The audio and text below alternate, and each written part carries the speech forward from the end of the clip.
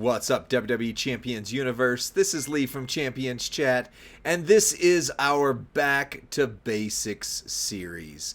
So, I normally screenshot these, but I had somebody comment on one of our videos, hey, you keep saying things like Fury 2 medals and straps and all that. Like, I don't understand. Can you explain? So, this series, we get back to basics and take a look at some of the things that maybe you don't know. There's a lot of mechanics in this game, and even if you've been playing for a while, some of them could be pretty confusing, but we're also hearing that there are a lot of new players in this game, and so, if you know someone who's new to this game or are someone who's new to this game, send this video series over to those people, because we really, truly try to be helpful to the community, and we want to see this. So, I am on what's called one of our CC accounts. We're official content creators for Scopely, so we have these little handy-dandy accounts that have everything on them. Nobody has that aside from the 5 or 6 CCs that are active, but or groups of CCs, I should say, because Rusty and I do this together. But this is just to get some of the basics. So ignore the fact that I'm on one of the new shiny, literally, characters here. I'm just going to talk to you about the basics of straps, medals, and strap parts. So when you go into your character here, you have this titles button, this green button with the championship belt on it. To equip a title to a character, you would go into a screen that looks like this.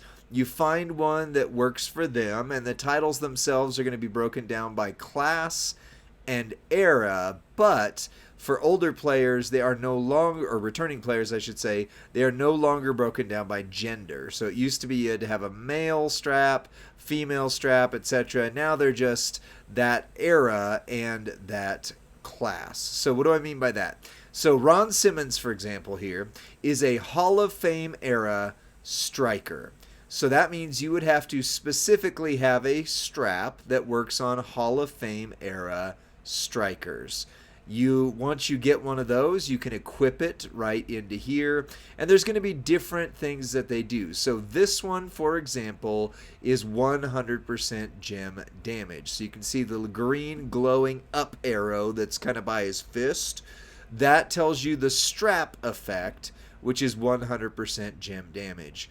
Not going to lie, 99% of what you're going to do in this game right now is either gem or move damage boosts, and that's kind of it. I mean, there are other types of straps, but very rarely do we use them. So for example, you can see Triple H right here has a 100% move damage strap, which buffs the moves. Goldberg has a 50% gem damage strap, but then there's some others that you'll start to see. I know it's kind of hard to differentiate, but this one that's the 60% that's above Ron Simmons on the image, that's a 60% gem defense strap. They do have up to 100% on those now, and so you will probably start to see those coming back. Those are probably the third most used in the game for types of straps, but what they do is they negate 60% of your opponent's damage, but then your opponent probably has a 100, anywhere between a 40% and a 150% gem boost. So let's say they have a 150% strap, you're negating 60% of that, they're still getting a 90% buff towards that. So that's why a lot of players don't actually use the defensive builds or straps like that, except for in very special circumstances. Or there are certain characters like the Showboat Gunther, the King General that just came out. Very, very defensive build that works very well. So for him, a gem defense strap would work. But they're kind of more niche at this point. Still, though, probably the third most common type. You do also have move defense straps. It's the one that you see the little 30% here next to. It's got the wider move icon with a shield on it. Almost no use in the game currently. However, they do regularly bring about the move damage metas, which means that move damage is the focus and that's when you maybe might use those. But again, most of the top players, at least, if you want to kind of consider it that way, try to go for turn 1, turn 2 wins as easily and quickly as possible, so they're not really worried about what their opponent can do if they can put them down quickly. You do also have affiliation bonuses. Now, these are a special type of strap. Affiliation bonus, you see the little coach and the water bottle and the whistle icon. Affiliation bonus means that whoever you put this on, their coaching ability can be used multiple times. So in this case, this is a 4 times affiliation bonus strap. You can see the 4 on it. That means that if I put this on Farouk, his coaching ability, or trainer ability in this case, would be able to be used on 4 other characters. So while these straps are not common, these can be the most important. Because quite simply, if you've got certain characters like the zombies that were released in 2024, these Hall of Fame characters that have just been released this month, Seth Leonardo, anybody who buffs multi-gems, anybody who does MP, those are going to be ones you want to have on as many characters as you can use as possible. So having a 2x affiliation means that they can be put on 2 people, 4x affiliation on 4. So pretty straightforward, pretty simple. The last one that we'll talk about is health straps. And then there are skip turn straps. This account doesn't have them on there, but there are some where you get a certain amount of health back. There are some specialty straps that will allow you to be immune to getting stunned, which would skip your turn typically, or bleed. There are also some that would give you a small percentage chance of getting an extra turn.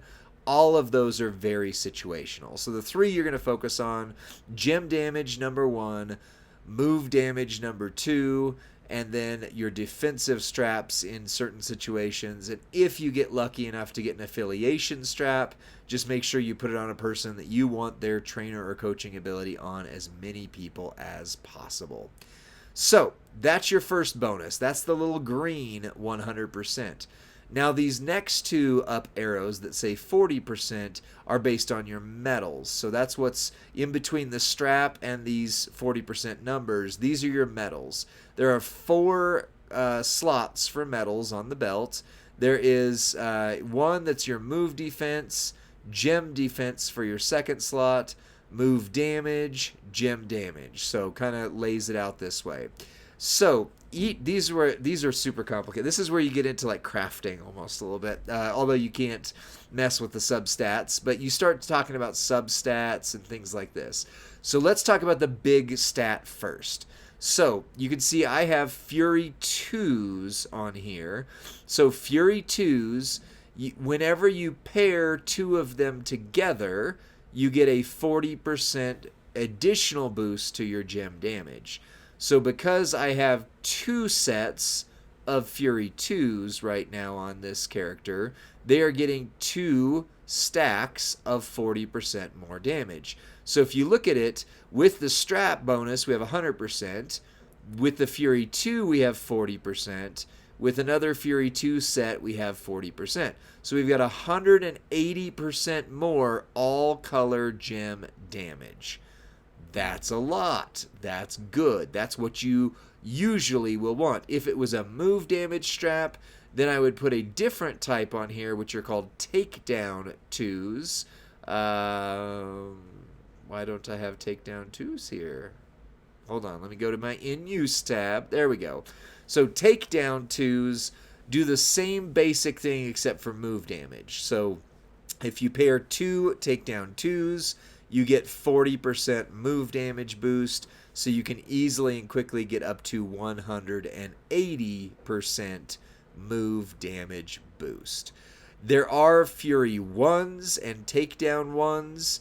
Those give you a 20%, actually 15% it looks like, boost on the move damage, 20% boost on gem damage. So we're in a meta where you want to have Fury 2 and Takedown 2. Personally, I get rid of my Takedown 1s and my Takedown 2s.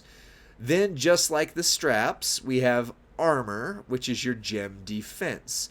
So a set of armors will give you 20% all gem defense.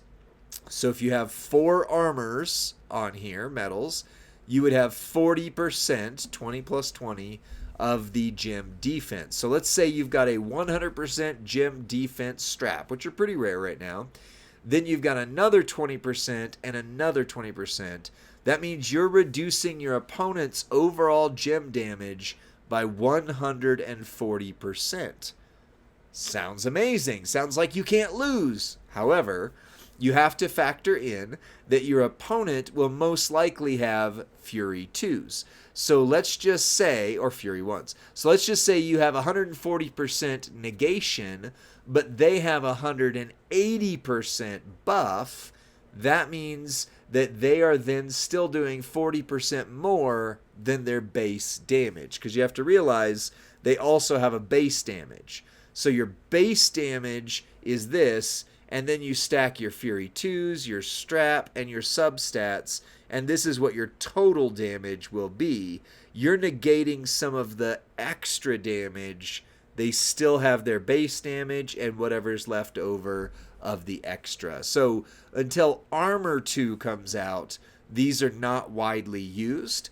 But again, same for the gem defense straps. If you have a character that you specifically are going hard on gem defense, this is what you would focus on as the armor. Padded, I throw away instantly. I don't use them at all. But that is your move defense. And you would want as high a percentage as possible. But again, it's 20% move defense. You'll see why that's not going to matter in just a moment because of some other things. Lastly, you have Vitality. Vitality buffs, boosts, I try to say the words at the same time, boosts your HP. Now, I do think that Vitality or overall HP health is going to play a bigger role in the upcoming meta that will probably drop around June or July if history holds to be pattern specifically true. But HP is a big deal, but it's not the biggest deal. Like, if you're going for some pro level builds, you could build up your Vitality so that your character has just a massive amount of health, and that does screw your opponent over pretty well. So depending on how you play, you might use Vitality. I would expect that Vitality 2 is going to come out sometime. Like Armor 2 and Vitality 2 are the obvious next moves, with Takedown 2 and Fury 2 being in the mix. So, if TLDR, most people are going to use your Fury 2, which is gem damage, and Takedown 2, which is move damage. Now let's talk about substats real quick. These are max level medals because we're on a CC kind of candy store account. But all of them will have these sub rolls. These are all really good rolls because of just the way that they handpicked these medals to be used for demonstration purposes. But you'll see each one has different substats, and they start out looking more like this. Like, you start out with not as many unlocked, and you have to level them up in order to get your substats cleared. You can do that one of two ways. You can either do a single attempt like that, and at certain early levels it's guaranteed, or you can just do an instant level up if you have enough. So like right here, it would cost me 236k of the plate metal currencies in order to upgrade this immediately to its maximum level. So the maximum level looks like what's on the right. The starter looks like what's on the left. You can see the one on the left is a level 2. The one on the right is maxed out, which is currently level 15. So these substats all matter because each one of them plays into how you're going to buff your character. In general, you want percentages. So you see this first slot medal right here is move defense. You can find move defense that just defends for a set amount of move damage, Or you can find medals that have percentages like this. All move defense, 27%, which means just by having this medal maxed out, your opponent's moves are going to hit about a fourth as hard, a little between a fourth and a third as hard. Then you've got all gem damage plus 27, which is absolutely nothing because it's a flat number. But you can see we've got an additional substat that is gem defense of 5.67%. So even though you don't have your armor medals on, you do have a 5.67% negation of your opponent's gem damage. I know it's getting super complicated, right? The next medal over is all gem defense. So if you get a percentage one and max it out, it'll go to about 27.5% all gem defense. And that's whether you have armor medals or plates on as well, right? And so you can see substats, all gem damage plus 27, that's nothing. All move damage plus 231, that's nothing. That's why you want to see percentages. Percentages scale typically between metas and big moves, whereas like at one point all gem damage plus 27 was insanely good back when there was only like 1,000 health on each character. Now you're talking tens of millions of health on each character. So 27 gem damage is nothing, but 27% is. So then you've got your move damage slot. Your move damage slot is going to be a specific color. So if we go down to the Fury 2 set that we have on here, you'll notice that we've got yellow, green, red, blue, black. There will be a purple one somewhere, but it's probably in use. And then one that has all the colors. So if you use a color specific one and you have a percentage on it, when you max it out, it will go to 200%. So you're going to get a 200% boost to your black move damage. If you use the wild card, the all colors, it only goes up to 66.7%, but that's because it does all colors versus this one specifically does black. But think back to when I said, hey, we're going to come back to move damage and the negation of the ones that are, designed to take down move damage. One of the reasons why that's such not a great idea is because they negate 20, 30%, 40%, or whatever. But if you have a single medal doing 200%, you're really not making that big of a difference on there, right? So I say, personally, with most characters in the game, it's better to build your character to go offensively and win as quickly as possible versus going defensively. But again, there are certain instances where that's not the case.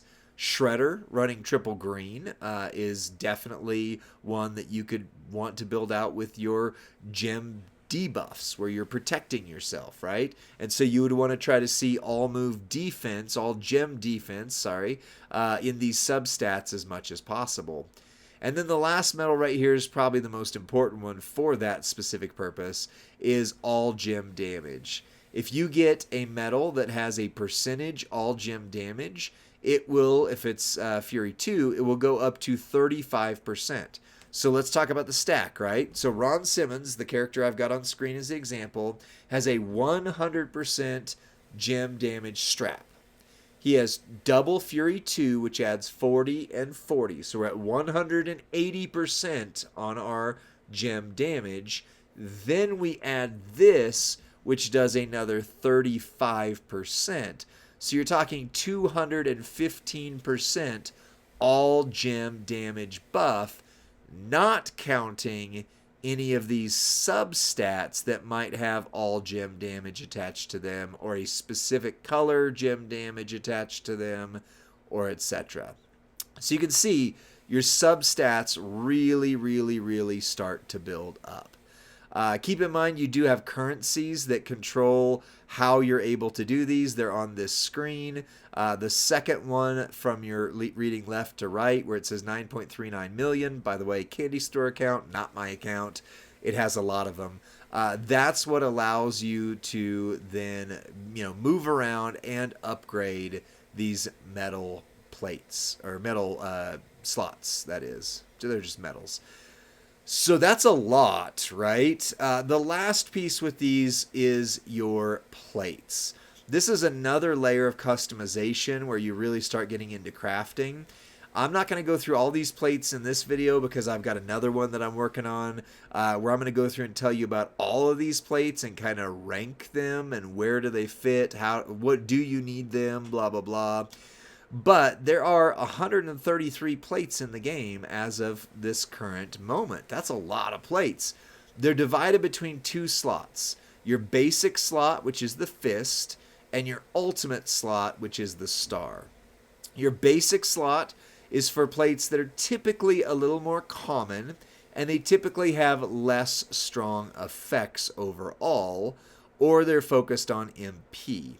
Your ultimate strap or plates are typically more rare, more costly, and they tend to have bigger effects overall. You pair them together with whatever your move set is. So we didn't talk about this, but really quickly, Ron Simmons' move set here deals damage and makes 5 rows into power gems. So that's kind of our focus, is power gems. Or his finisher deals damage and makes the top row into multiply gems that turn black. So we have 3 possible avenues to kind of look at for plates: power gems, multiply gems, and turning black gems. If, for example, we were using a multicolor moveset where we needed more MP because let's say we break the color blue, but we need our moves to charge red, so then you would use one of these MP plates. Break a color, get 3 MP of that color. Those kind of go across the board on anybody, just depending upon what your move colors look like. But the rest of these plates will have specific effects. So for example, the Dead Man's Sigil, whenever you break 3 or more black gems, which we are going to do with this finisher, you make 6 random gems into X-Break gems. If that was something we desired to do, we would put this on, and then that would play a factor. After we do the finisher, he would lay down 6 more X-Break gems. Ozzy's Sunglasses, the Dark Master, whenever you break 20 or more trap gems, generate 20 black gems. Now, black gems sounds good because this is a striker, which means black gems are his primary color. Therefore, that's his strongest move. However, we're not creating any trap gems, let alone 20 or more, so you're not going to want to put that plate on there because it just wouldn't do anything, right? All Heart, whenever you generate 3 or more submission gems, increase your green and purple gem damage by 100%.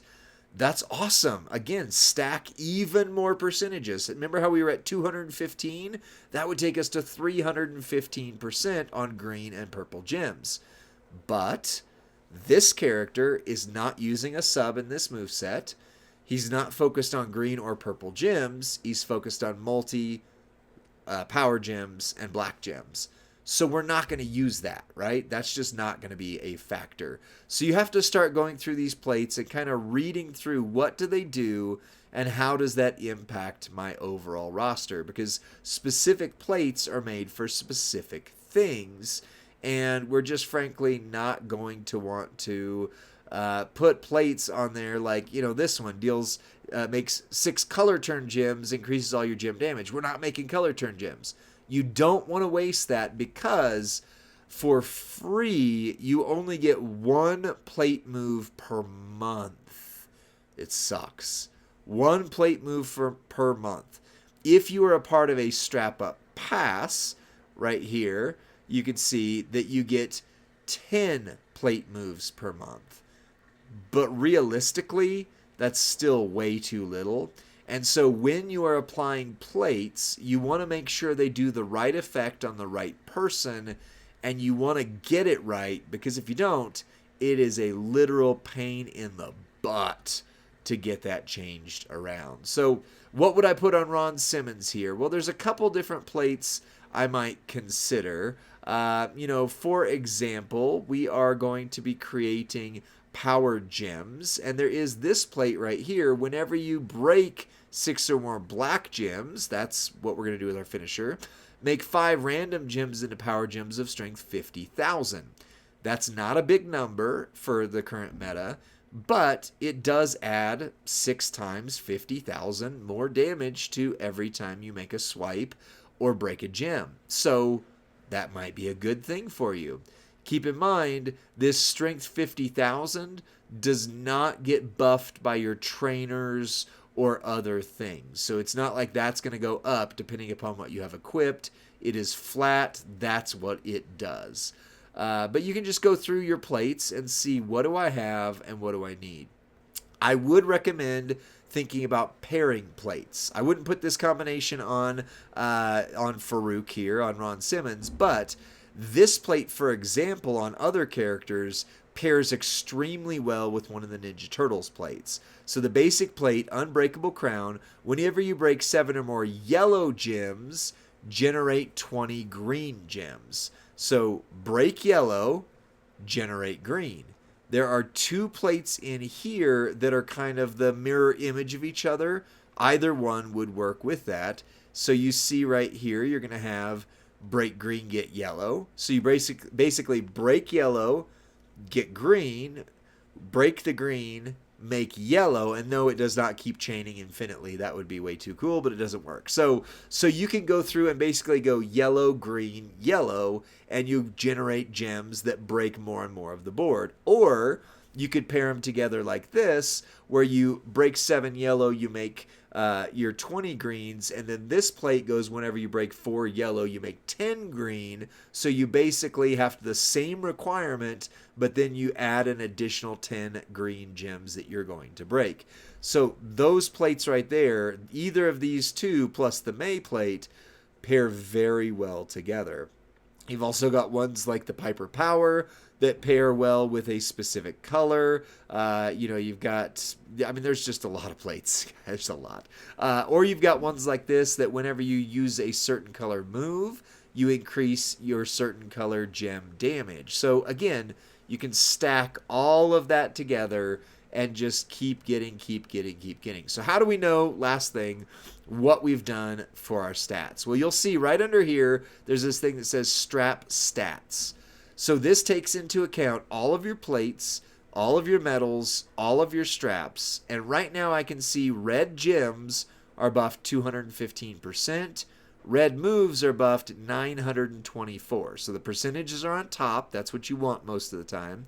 Flat damage is on the bottom. You don't care about that most of the time. But maybe sometimes. Maybe. So you can see all of my gem colors have 215%. But depending on what I've got in my substats, some of these have 107, some of them have 924 additional damage on top of it, and my black moves have 200%. You see it on the bottom there. On the right side of that dividing line, you can see your loot gem damage boost, which is nothing. You're hardly ever going to use that. There's a couple characters in very old metas that paid attention to that. You see your health boost, again by percentage or flat. And then you can see this star over here with the defense. That tells you how much defensively you are going to block of your opponent's gem damage, which is 50%. And then the kind of the move looking thing with the defensive shield on it tells you how much of your opponent's move damage you're going to block. So 33% is what we're going to block. The rest of the stuff has, they have meanings, but you're not going to use them 90% of the time. So that's how you read that. All of this is based on your basic substats. So if you go to info, you see right here, this is your basic stats. So when we say 215% boost to all gem damage, right now Ron Simmons' black gems are doing 38,681. That number is what gets multiplied by 215%. So you can kind of see right here what you've got, where you're going to go from there, etc. Your moves, you have to go into, if you want to see move damage, you have to go into the moves themselves and see what that would be. So I know that's a lot, and it really doesn't actually cover everything, but it covers enough to get you really going and started. If you are just going, man, what in the world is this strap title looking thing here, and what does it do? that kind of runs you through a good portion of it at least. So that's your Back to Basics. Let me know what you think in the comments section. Like the video, subscribe to Champions Chat, and then send this to your friend or faction mate who's going, hey, I am so confused. Maybe I'm new to the game. Maybe I've been playing it for a while, but I'm still getting tripped up on the straps, the medals, the plates. Truly, it's a lot. Like, you're not a dumb person. It's just a lot to go through it that you just might be ignorant on, and all of us had to learn this the hard way. So hopefully this helps you learn it the easier way. We'll see you on the next video. Share this one, like, subscribe. Thank you for watching. Bye.